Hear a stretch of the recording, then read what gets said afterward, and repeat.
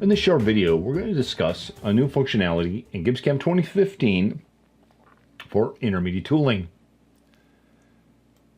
So here we're going to go to intermediate tooling, and we have a couple of choices. We have tool blocks, a fixture, and something called machine data. So let's just look at the machine data. Here we're going to pick a machine that we'd like. This is reflected back on the MDD. And then we look in here and we can set up a bunch of different parameters, different libraries that we'd like to use for this machine. These are all fixture libraries or tool block libraries, and you can set different values and other things as a default for a specific machine. We also have the ability to do fixture libraries. So now you can set up folders with different components for different types of machines, whether they be lathes, mills, or something else, Swiss. For example, we have a vise library, and if we look at the library, you can see in here that we have multiple vices that we can use for a milling machine.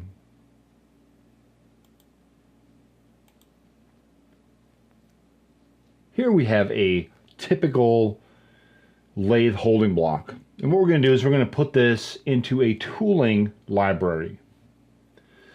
So once you've created a coordinate system where the block is going to mount and the tool is going to mount, you can go to your intermediate tooling and your tool block library.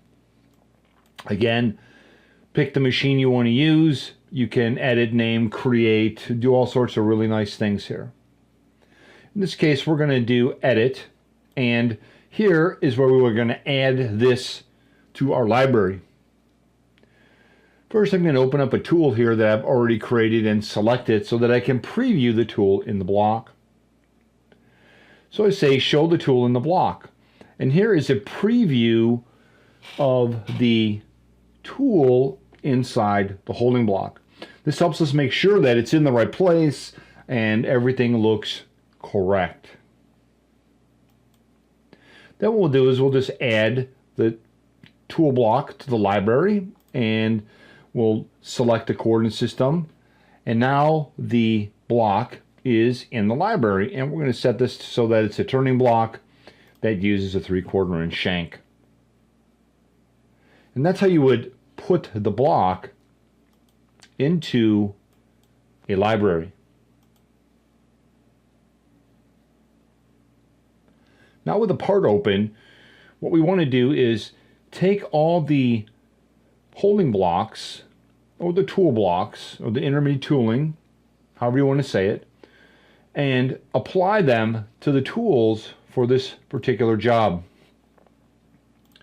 So let's open up our turning tool.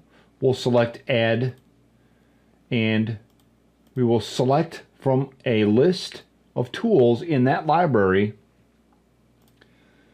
the block that we'd like for this tool. And it's all interactive, so we can look at it that way. And we're just going to go through here and select the correct tool blocks for each tool in this part. And the tool blocks can be all over. They can be different. You could use them over and over again. That is a nice thing about this intermediate tooling, is that we can use the same blocks in the same positions over and over again. And here I'm just adding a couple of boring bar holders, a couple different ones, just to give you an idea. So once we have all the blocks in, here's our part, we can then go off and look at this in simulation. Now without the machine loaded, we can see these are all the blocks that we put in.